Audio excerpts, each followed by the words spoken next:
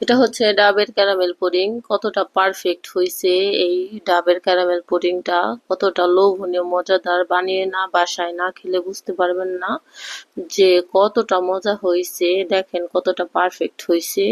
এই মজাদার ডাবের পুডিংটা কিভাবে আমি বানাইছি, কি কি লাগবে চলেন চলেন দেখে আসি। আসসালামু আলাইকুম, welcome to my channel Muskan kitchen and garden valley. একটা ব্লেন্ডারের জারে আমি এখানে পুরো একটা আধা পাকা ডাব নিয়ে নিয়েছি। এখানে দিয়ে দিলাম 1 কাপ গুঁড়া দুধ, দিয়ে দিব পুরো একটা কনডেন্সড মিল্ক। এখন 6টা ডিম নিয়ে নেব। ডিমটা ডিমগুলো আমি একটা হ্যান্ড উইক্সের সাহায্যে ভালোভাবে মিক্স করে নিব। ডিমগুলা মিক্স হয়ে গেছে, এই পর্যায়ে আরো দিয়ে দিলাম আধা কাপ গুঁড়া দুধ, দিয়ে দিব 1.5 কাপ পরিমাণে ডাবের পানি, দিয়ে ভালোভাবে মিক্স করে নিব।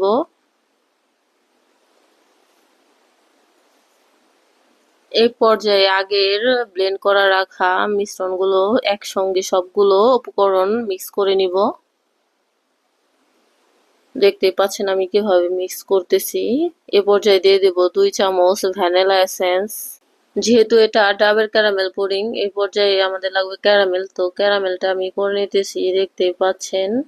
অবশ্যই মনে রাখবেন এই ক্যারামেলটা বেশি গাঢ় করবেন না, তাহলে তেতো লাগবে। যে বক্সের মধ্যে আমি এই পুডিংটা সেট করব, ওই বক্সে আমি ক্যারামেলটা সেট করে নিতেছি।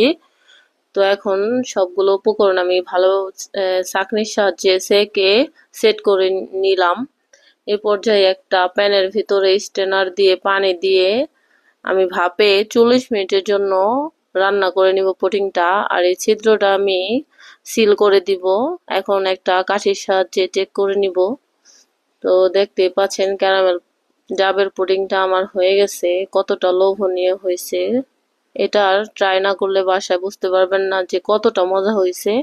আজকে এই পর্যন্তই। সবাই ভালো থাকবেন, সুস্থ থাকবেন। আমার ভিডিওটা ভালো লাগলে লাইক, ফলো, কমেন্ট করে আমার সাথেই থাকবেন। আজকে পর্যন্ত, আল্লাহ হাফেজ।